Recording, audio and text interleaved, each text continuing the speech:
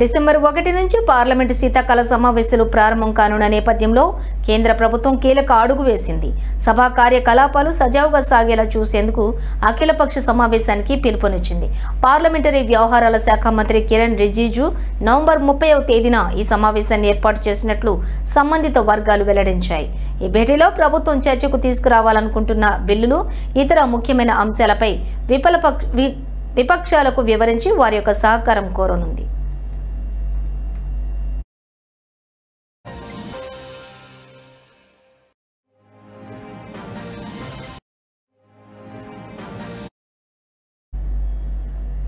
December 1 నుంచి 19వ తేదీ వరకు జరగనున్న ఈ శీతాకాల సమావేశాల్లో మొత్తం 15 సిట్టింగ్లుంటాయి. అయితే ఈసారి సమావేశాలు వాడివేడిగా జరిగే అవకాశాలు కనిపిస్తున్నాయి.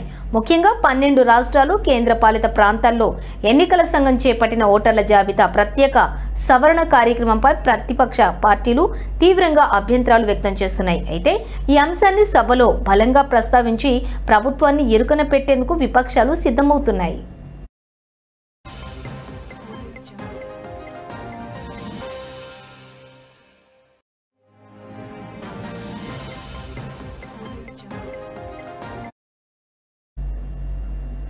ఈ నేపథ్యంలోనే సభలో అనుసరించాల్సిన వ్యూహం, ప్రజా సమస్యలపై ప్రభుత్వాన్ని నిలదీయటం వంటి అంశాలపై చర్చించేందుకు విపక్షాలు కూడా ప్రత్యేకంగా సమావేశమయ్యే అవకాశం ఉంది.